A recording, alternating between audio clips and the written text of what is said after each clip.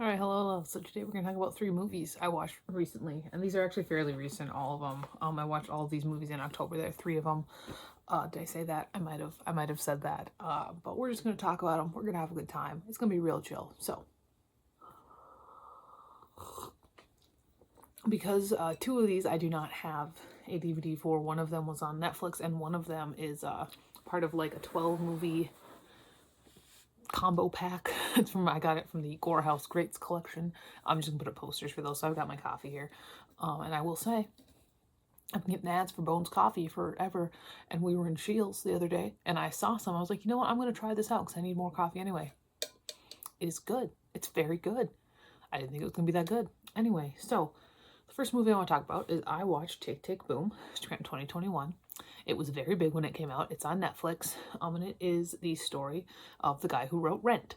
I'm not a musical theater person. I'm not. I had some friends in college who were, but the only musical that I am extremely familiar with is Notre Dame de Paris, which is a French Canadian musical based on the Victor Hugo book, which I'm only familiar with because I had to watch it in French class in college.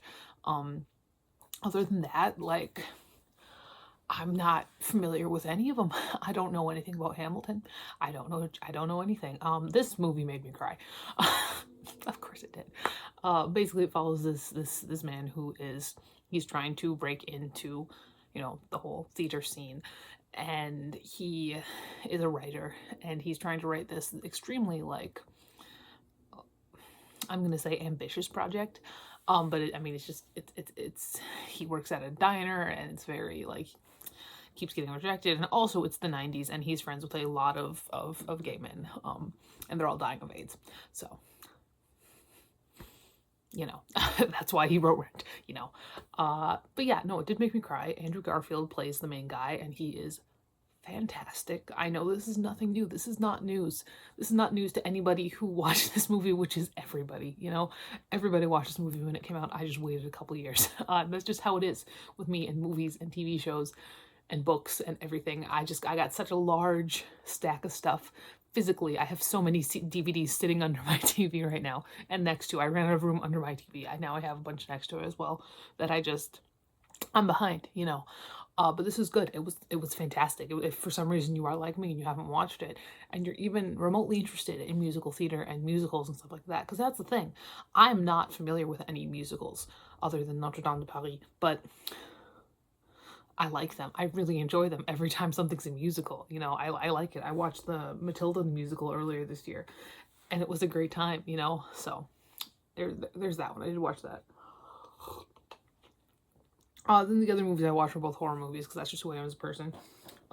First up, put down my copy because I do have a DVD for this one. I watched Wrong Turn, which came out in 2003.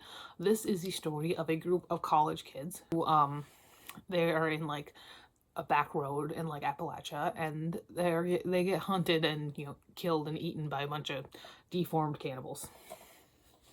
That's how it is. This is a very I like this DVD cover.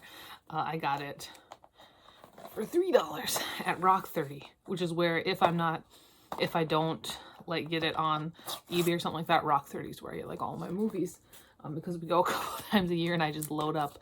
But yeah, this movie, sorry, I'm peeling off because I love I don't know why I didn't do this earlier. Normally this is a good thing for me to do while the movie is playing, is to peel off the stickers on the front of it, because most of my movies I get used, because I'm not paying that much for it. But it's a fun one. It's very,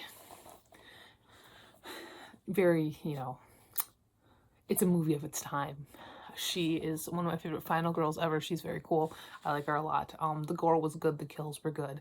Obviously, is there a problem with, like, the disabled mountain man trope that's gonna kill you and eat you, and are mutated due to incest? Well, yeah. But that's the thing with horror, is that there's a problem with a lot of it. And as a horror fan, you just kind of gotta be like, yeah, there's a problem. My favorite boy of all time is a developmentally disabled maniac wielding a chainsaw whose family eats people. So I love him. But yeah, I had a fun time with this. I own a lot of the series on DVD. I'm not gonna lie, I'm staring at Wrong Turn 2 right now. I think I have 3 and 4 as well. I don't know for sure, but yeah. And then for that, the other one that I watched was Trip with the Teachers around 1975. And this is a very typical like 70s exploitation flick, but it was a lot better than I thought it was going to be. So, God, that's good. Basically, this follows a group of female students and their young, pretty female teacher as they're going on like this trip. It's like camping trip. And they get followed kind of by this group of bikers. And this group of bikers made up with 2 brothers and then one guy that they just kind of ran into. And 2 brothers, one of the brothers is a homicidal maniac, and he is genuinely terrifying. I'm not gonna lie. The acting in this movie was phenomenal, especially from the guy who played Al. Like, he is terrifying. It's also very, like, it was really really satisfying how Al and his brother met their ends, you know.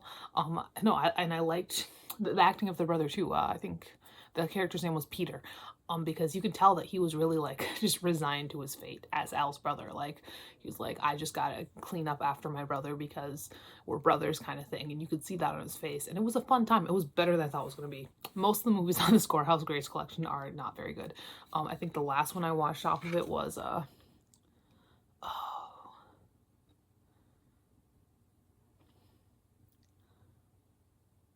Blood Mania. Yeah, Blood Mania wasn't any good. But this one was great. I mean, it was a good time. It was very like reminiscent of stuff like Last House on the Left. Speaking of, yeah, there's you know, rape in here, and it is pretty brutal. So you know, if you're sensitive, give it a skip.